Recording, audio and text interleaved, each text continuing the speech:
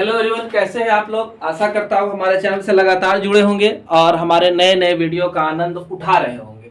इसी क्रम में आज हम लोगों ने क्या देखना है, आज हम लोगों को क्लास 10 के लिए उत्सर्जन चैप्टर जो है ना, उत्सर्जन चैप्टर में आपको एक शब्द बराबर मिलता है ना। क्या मिलता है?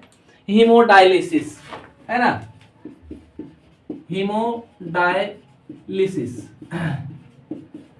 या फिर आप देखते हैं कृत्रिम वृक्क क्या है। इसके बारे में आपको शॉर्ट नोट्स लिखने आता है कि कृत्रिम वृक्क क्या है, इसे आप समझाएं।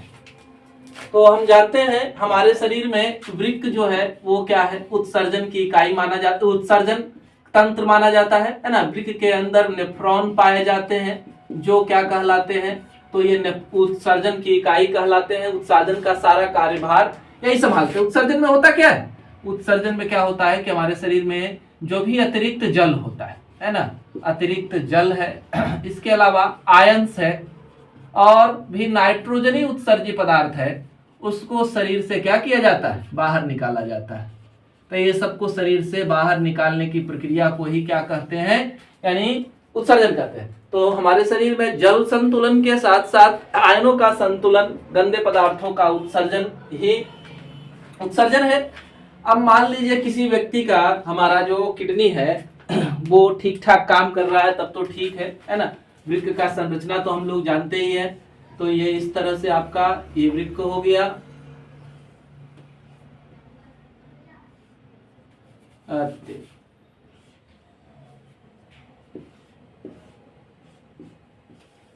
है ना, तो ये वृक्क है और वृक्क का काम हम लोग जान गए कि ये क्या करेगा, उत्सर्जन में मदद करने का काम करता है। तो अब मान लेते हैं किसी तरह से इसमें इन्फेक्शन हो गया, ये अपने काम को सही तरीके से पूरा नहीं कर पा रहा है, तो जिसके वजह से हमारे शरीर के अंदर अतिरिक्त आयन, है ना, नाइट्रोजनी पदार्थ की मात्रा लगातार क्या होते जाएगी, बढ़ते जाएगी। उस कंडीशन में हम लोग रक्त को शरीर से बाहर निकालते हैं और शरीर के बाहर ही इसे क्या कर देते हैं, शुद्ध करने का काम करते हैं।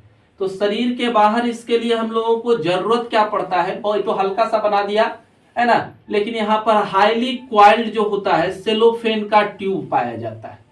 सेलोफेन अर्धपारगम्य होता है, अपने से चुने हुए पदार्थों को जाने देता है। और यहाँ पर एक द्रव्य को हम लोग भर देते हैं, जिस द्रव्य की बनावट जो होती है वो हमारे रक्त के समान होती है, सामान्य रक्त के समान होती है। अब क्या करना है कि एक साइड से हम लोग रक्त को शरीर से क्या करते हैं, निकालते हैं, और साथ में यहाँ पर एक चीज और डालना है आपको, एंटीकोएगुलेंट को डालना है ना, जो रक्त को शरीर से बाहर जमने से क्या करेगा, रोकने का काम करेगा। अब यहाँ से रक्त को हम ले रहे हैं, लाने के बाद यहाँ ला रहे हैं, तो हमारा यहाँ पर जो द्रव्य का बनावट है वो हमारे रक्त के जैसा है। तो ये क्या करेगा, हमारे रक्त में जितना सामान्य मात्रा सभी चीज का होना चाहिए उतना तो रहने देगा।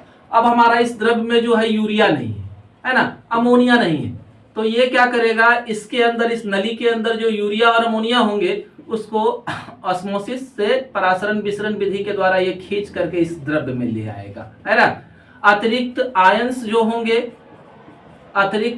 जो होंगे उसको भी ये लगातार क्या करेगा, खींच करके ले लेगा। साथ में दो चीज और ध्यान रखना है कि इसमें दो ठो पाइप होगा, एक आउटलेट और एक इनलेट होगा, है ना। एक के द्वारा हम लगातार इस द्रव्य को बदलते रहेंगे, पुराने द्रव्य को निकालते रहेंगे, क्योंकि एक समय ऐसा भी आएगा कि दोनों तरफ आयनों का संतुलन जो है बराबर हो जाएगा। तो हमारा जो फिल्ट्रेशन का काम, शुद्धिकरण, छानने का जो काम चल रहा था रक्त का, वो बाधित हो जाएगा।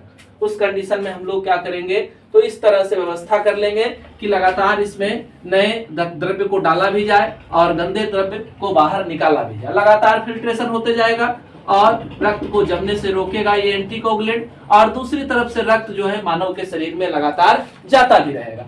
लगातार 35 बार 37 बार इस प्रक्रिया को अगर संपन्न करते हैं तो हमारा रक्त जो है पूरी तरह से क्या हो जाता है, साफ हो जाता है। हीमोडायलिसिस या कृत्रिम वृक्क जो है एक मशीन की तरह काम करता है, और इसे हम लोग कुशल जो व्यक्ति होंगे, है ना, डॉक्टर नर्स, उनके द्वारा ये संपन्न कराएंगे। और इसके द्वारा, हीमोडायलिसिस के द्वारा, अगर खराब किडनी वाला व्यक्ति भी है तो लंबे समय तक सरवाइव कर सकता है। समस्या तो रहेगी लेकिन काम जीवन का चलेगा। धन्यवाद, हमारे चैनल से जुड़े रहें, हमारे वीडियो का आनंद लेते रहें।